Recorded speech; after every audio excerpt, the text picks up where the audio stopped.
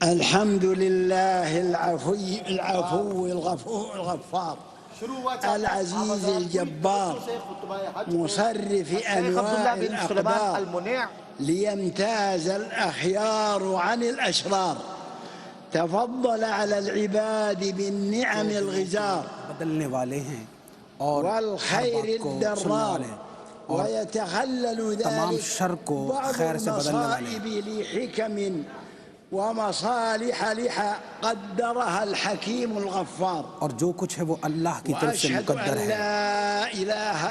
میں اس بات کی گواہی دیتا ہوں کہ وہ تنہا ہے، اس کا کوئی شریک نہیں، وہی تنہا ہے اور وہی جاننے والا ہے اور دن اور رات میں اپنے کاموں کی تدبیر کرنے والا ہے۔ اس بات کی گواہی دیتا ہوں کہ نبی کریم رؤوف الرحیم صلی اللہ علیہ وسلم اللہ کے سچے رسول ہیں۔ اللہ تعالیٰ ارشاد فرماتا ہے کہ یہ نبی ہم نے جو تمہارے درمیان مبعوث فرمایا ہے تمہارے لیے بہت درد رکھتا ہے اور تمہارے لیے رحمت رافت دل میں بسانے والا ہے، اور درود اور سلام ہو آپ کی ذات پر، آپ کے اصحاب پر، آپ کے اہل بیت اطہار پر، اور ہم اس بات پر اللہ کا شکر ادا کرتے ہیں کہ اس نے ہمیں اس بات کی توفیق دی کہ خیر کو جو ہے وہ ہم پھیلا سکیں۔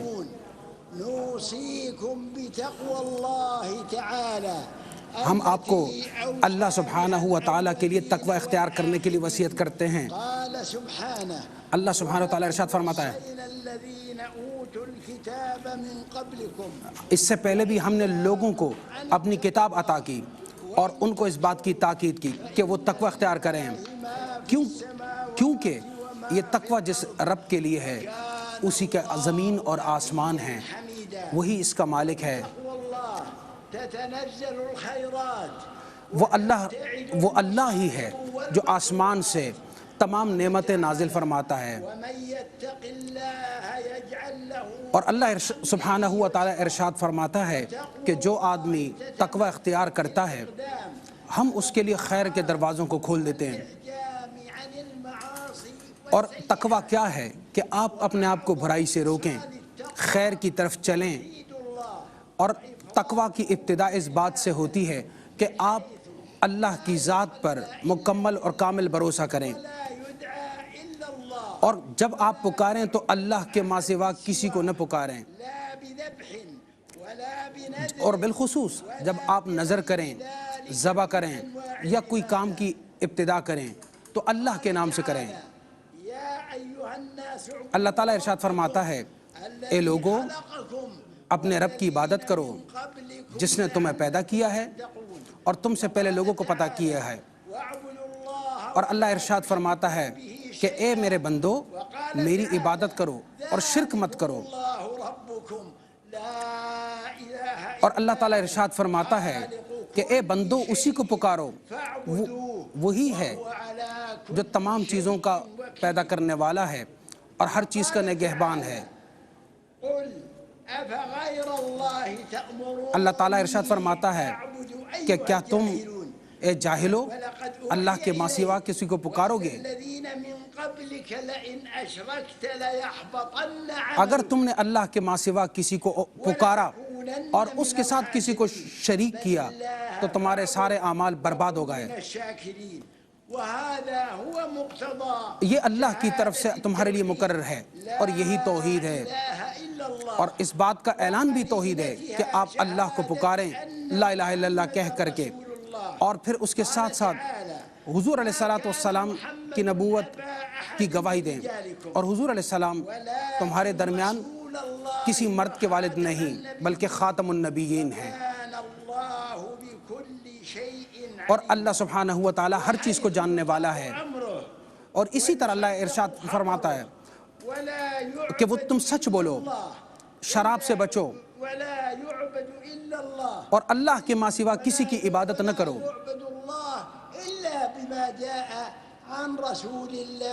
اور اس اللہ کی عبادت کرو گے جس کا پیغام تمہارے پاس نبی کریم رؤوف الرحیم صلی اللہ علیہ وسلم لے کر کے حاضر ہوئے۔ اللہ تعالیٰ نے دین کو مکمل فرما دیا، اب اس بارے میں کوئی مجادلہ نہیں ہوگا، لڑائی نہیں ہوگی۔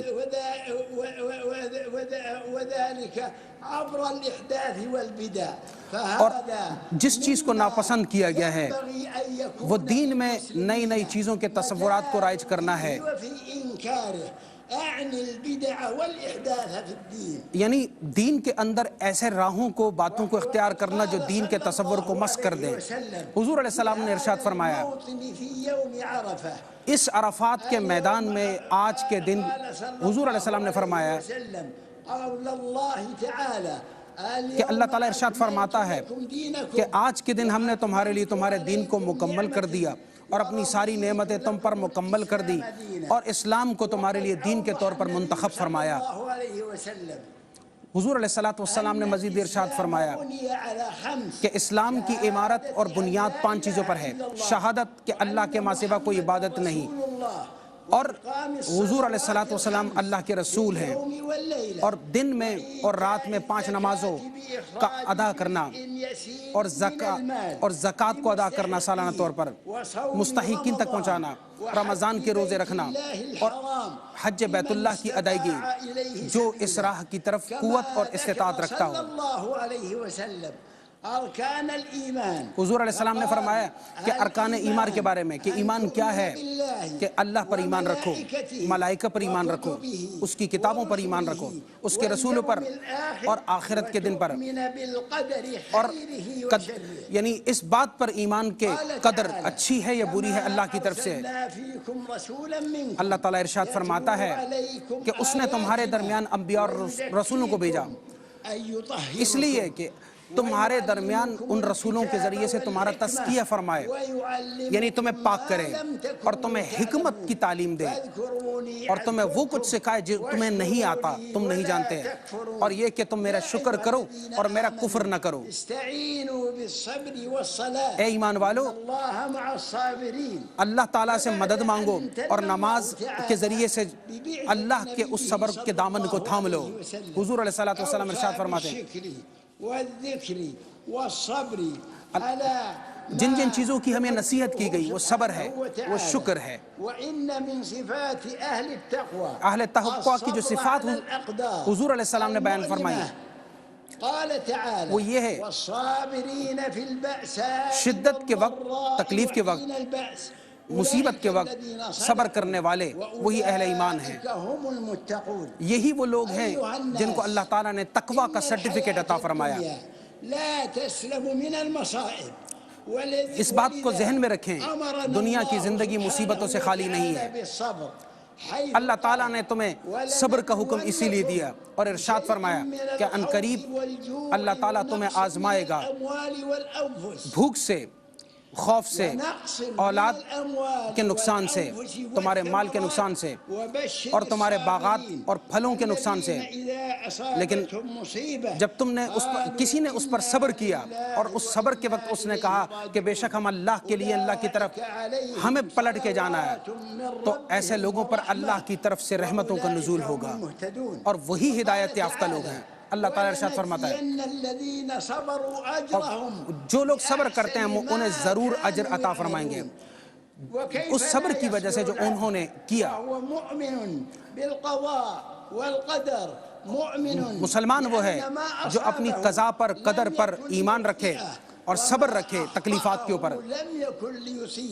اور اگر مصیبت آ جائے تو اس پہ شور شرابہ نہ کرے بلکہ خندہ پیشانی سے اس کو قبول فرما کر کے صبر فرمائے۔ اللہ تعالیٰ کی طرف سے تمام انسانوں کے مقدر کو طے کر دیا گیا ہے۔ جو مصیبت زمین میں آتی ہے اللہ ارشاد فرماتا ہے وہ اللہ کی طرف سے ہے، اس کو ہم نے پہلے سے ہی کتاب میں لکھ دیا ہے۔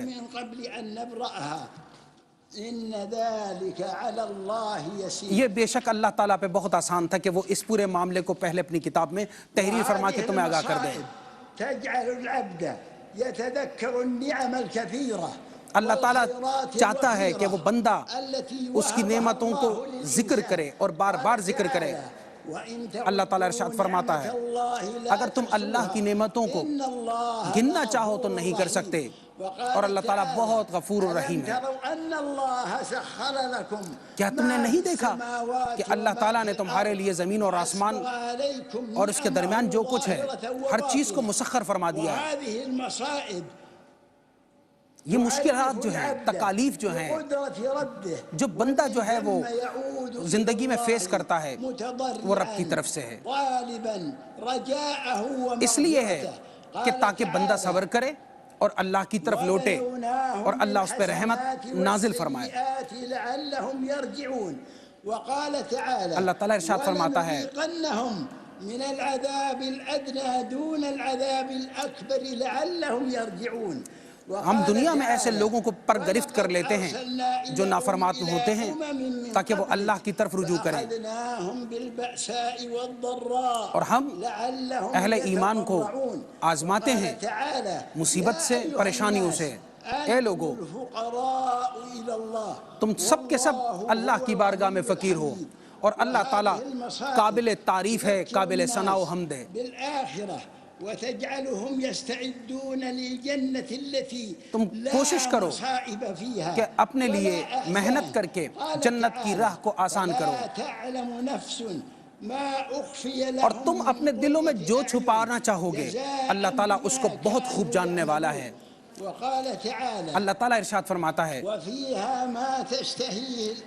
اللہ تعالیٰ نے تمہارے لیے صبر کے بدلے میں جنت کو تیار کیا ہے جس کے اندر ہر اس چیز کو رکھ دیا ہے جو تم اپنے دل میں خواہش اس کی رکھ سکتے ہو۔ یہ جو مشکلات ہیں بندوں کو جانچا جاتا ہے، اور اس صبر کے بدلے اللہ تعالیٰ بندوں میں تفریق پیدا کر کے اہل جنت کو اور اہل جہنم کو علیحدہ علیحدہ کر دیتا ہے۔ اور جنت اس لیے دی جاتی ہے کہ انہوں نے صبر کیا تھا، ایمان والوں نے اپنے ایمان کی وجہ سے ان تکلیفات کو سہا تھا، اور اللہ تعالیٰ اہل ایمان سے اس بات کا وعدہ کرتا ہے کہ وہ تکلیف کو دور فرما دے گا، کیونکہ اللہ تعالیٰ فرماتا ہے ہر مشکل کے بعد آسانی اور ہر آسانی کے بعد مشکل ہے، اور اللہ تعالیٰ دوبارہ ارشاد فرماتا ہے کہ ہر تکلیف کے بعد آسانی ہے۔ اللہ تعالیٰ فرماتا ہے کہ اللہ تعالیٰ چاہتا ہے تمہارے لیے تکلیف نہیں چاہتا، وہ تمہارے لیے آسانی چاہتا ہے، اور اللہ تعالیٰ جب عطا فرماتا ہے تو اس وقت عطا فرماتا ہے جب بندہ اللہ کی طرف رجوع کرتا ہے، اور یہ صبر تکلیفات کے اوپر اس کو اللہ کی بارگاہ میں قریب کر دیتا ہے۔ اور جب انسان اپنے فرائض کو ادا کرتا ہے تو اللہ تعالیٰ اس کے اوپر کرم اور رحم فرماتا ہے۔ انسان کی زندگی تو ایسے ہی ہے کہ اس میں تکلیف آتی ہیں، مشکلات آتی ہیں، اقتصادی مسائل بھی ہوتے ہیں، مالی بھی ہوتے ہیں۔ شریعت اسلامی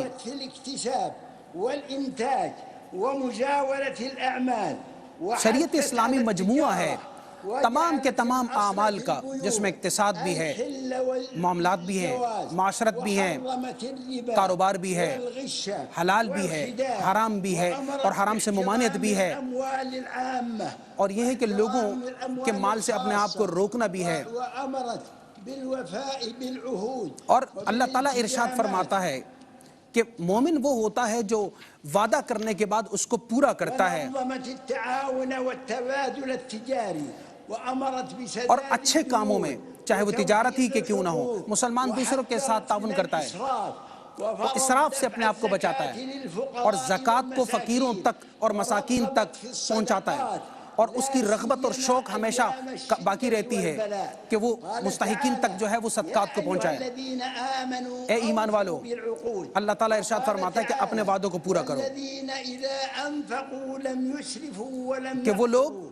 جو انفاق کرتے ہیں اور اس میں اسراف نہیں کرتے اور بخل نہیں کرتے، یہی اہل ایمان ہیں۔ اللہ تعالیٰ ارشاد فرماتا ہے کہ تمہارے لیے تجارت کو حلال اور سود کو حرام قرار دیا گیا ہے، اور اللہ تعالیٰ ارشاد فرماتا ہے اے ایمان والو، آپس میں ایک دوسرے کے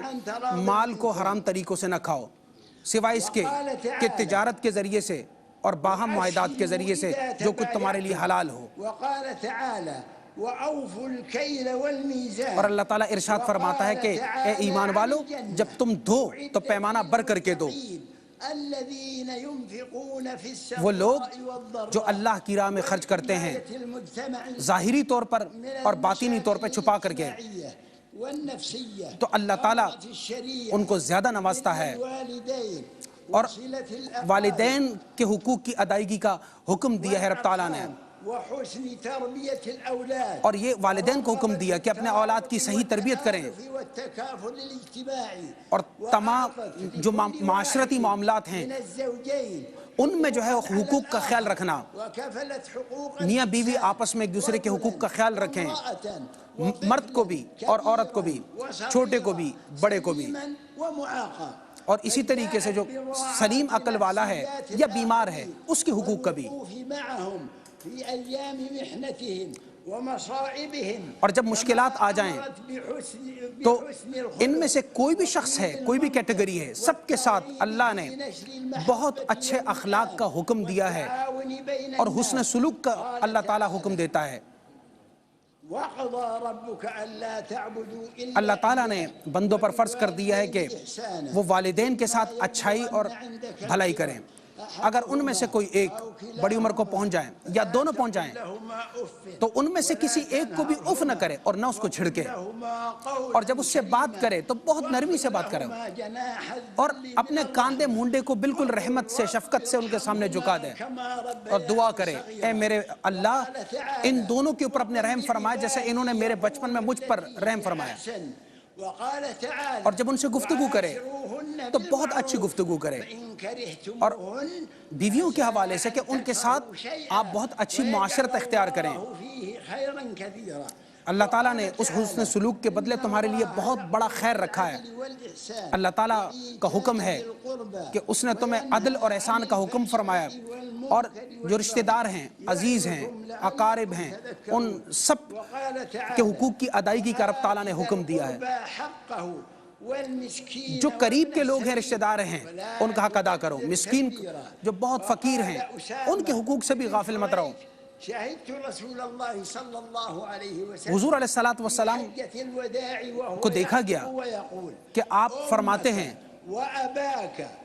تیری والد، تیرا بھائی، تیری بہن، تیرا بھائی، وہ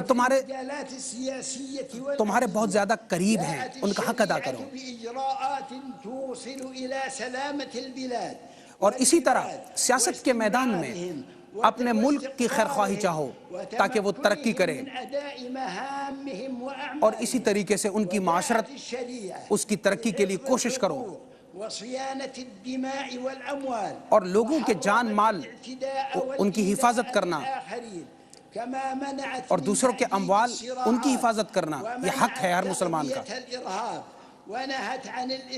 دہشت گردی، فساد،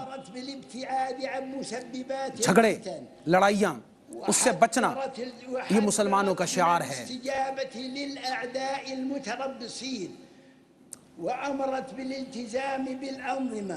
اور اسی طریقے سے دعا کرنا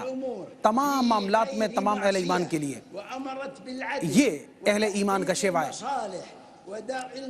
اور کوشش کریں کہ جتنے معاملات ہیں، امور ہیں، آپ ان کے لیے کوشش کر رہے ہیں۔ اللہ تعالیٰ نے اہل ایمان کو حکم دیا کہ اللہ کی رضی کو مضبوطی سے تھامے رکھو اور آپس میں تفرق میں مت پڑو۔ اور اللہ تعالیٰ ارشاد فرماتا ہے کہ اے ایمان والو اپنے ایمان کو ظلم کے ساتھ مت ملاؤ، جو ایسا کرتا ہے وہ فساد کرتا ہے۔ اللہ تعالیٰ حکم دیتا ہے کہ عدل اور احسان کرو، اور اللہ تعالیٰ اس بات کا بھی تمہیں حکم دیتا ہے کہ امانتوں کو، جو امانتیں ہیں، ان کے جو مالک ہیں ان تک پہنچاؤ۔ اور یہی اللہ کی طرف سے تمہارے لیے بہترین نصیحت ہے۔ جو ایمان والے ہیں ان کے لیے حکم دیا کہ وہ اللہ کی اطاعت کریں، اس کے رسول کی کریں، اور اولو الامر کی اطاعت کریں، اور اگر کسی بات میں لڑ پڑو تو اس کو اللہ کی طرف، اس کے رسول کی طرف پلٹا دو، یعنی تم اللہ اور رسول پر ایمان لا کر کے ان کے فیصلوں کو قبول کرو اور جو حکم ان کی طرف سے دیے گیا اس کو مان لو. جب زمین پر امن ہو جائے تو اس کے بعد فساد مت کرو اگر تم اہل ایمان میں سے ہو. اور ہر جگہ ایسے مت بیٹھو کہ تم لوگوں کو اللہ کی راہ سے روکو. اللہ تعالیٰ ارشاد فرماتا ہے اگر مسلمانوں کے دو گروہ آپس میں لڑ پڑیں تو ان کے درمیان صلح کر دیا کرو کیونکہ تمام مسلمان اللہ فرماتا ہے کہ وہ آپس میں بھائی بھائی ہیں اور ان کے درمیان صلح کر لیا کرو. حضور علیہ السلام نے ارشاد فرمایا یہیں پر خطبہ حجت الوداع میں ارشاد فرمایا آج کے دن تمہارا خون تمہاری عزت تمہارے جان اور مال تم پر حرام ہے. اسی طور پر جیسے یہ جگہ ہے یہ شہر ہے اور یہ مقام ہے.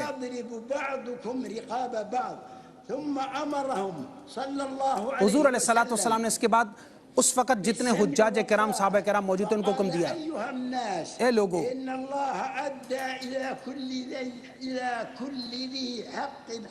اللہ تعالیٰ نے تمام جن کے حقوق ہیں ان کا تعین فرما دیا ہے. 5 نمازیں پڑھا کرو اور رمضان کے روزے رکھو اور جب رمضان کے روزے رکھو اور جب تم یہ کر لو گے تو اللہ تعالیٰ تمہیں اپنی جنت میں داخل فرما دے گا.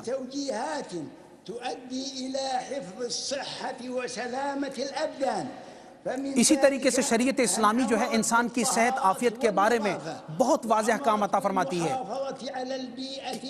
کہ انسان اپنے معاملات کو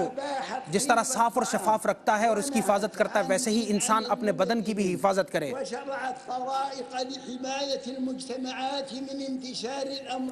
اور کوشش کرے کہ معاشرے میں انتشار پھیلانے کا باعث نہ بنے.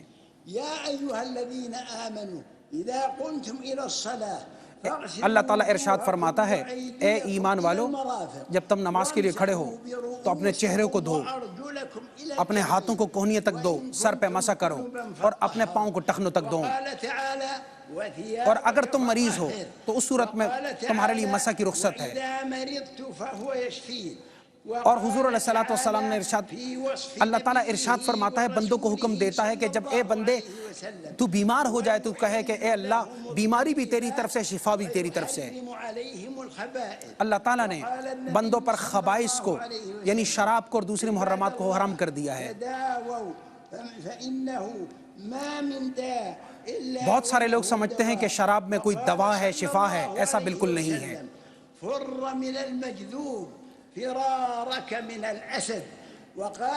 اسی طریقے سے جو مجذوم ہے اس سے بھاگنے کا حکم دیا جس طریقے سے تم شیر کو دیکھ کر کے بھاگ جاتے ہو.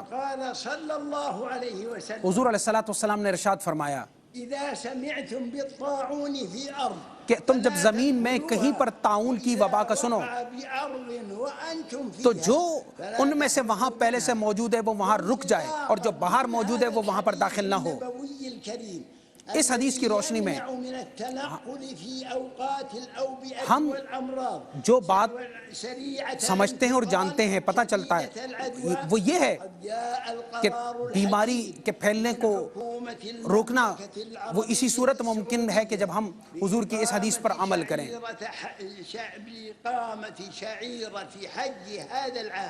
اس سال جو ہے ہم نے حج کے انتظامات کو محدود کیا بہت سارے لوگوں کو بلایا ہے لیکن بہت محدود تعداد میں بلایا ہے تاکہ یہ بیماری یہ وبا یہ پوری دنیا میں پھیلنے نہ پائے. وہ اس لیے کہ انسان کی جان کی حفاظت کی کوشش کی جائے اور شریعت کا جو مقصد ہے کہ اللہ کا فرض ادا ہو جائے وہ بھی پورا ہو جائے. اور میں اس ممبر سے ہم تمام کے تمام مسلمانوں کا شکریہ ادا کرتے ہیں کہ انہوں نے ہمارے ساتھ تعاون کیا کہ اس حوالے سے سعودی عرب کے اس فیصلے کی انہوں نے بھرپور حمایت کی اور ان کے ساتھ وہ کھڑے ہوئے. اور الحمدللہ کہ ہم نے دونوں شہر جو اللہ کی حمایت میں ہیں اور اللہ کی حفاظت میں ہیں، ان کی خدمات پر سعودی عرب کے موجودہ بادشاہ خادم الحرمین کا شکر ادا کرتے ہیں اور ان کے ولی عہد کا شکر ادا کرتے ہیں کہ جس طریقے سے وہ بیت اللہ کی اور مسجد نبوی کی تعمیر اور توسیع میں فراخ دلانہ طور پر حصہ لے رہے ہیں، اور ہم اللہ سے دعا کرتے ہیں کہ وہ جو کوشش اس ضمن میں کر رہے ہیں اس میں اللہ تعالیٰ برکت عطا فرمائے، اور ہر وہ شخص جو اس حوالے سے کوشش کر رہا ہے اللہ تعالیٰ تمام کو برکت عطا فرمائے۔ اور اسی کے ساتھ ساتھ مسلمان وہ ہے جو اپنے لیے، پورے اپنے معاشرت کے لیے، پوری ریاست کے لیے، پوری مملکت کے لیے دعا کرتا ہے،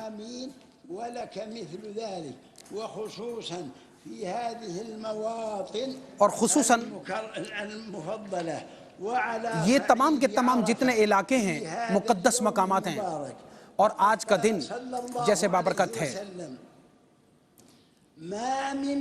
حضور علیہ السلام نے ارشاد فرمایا کہ آج کا دن اتنا بابرکت ہے کہ آج کے دن جتنے اہل ایمان کی مغفرت کی جاتی ہے ان کو آگ سے آزاد کیا جاتا ہے، آج کے دن کے مقابلے میں کسی دوسرے دن میں ایسا نہیں ہوتا۔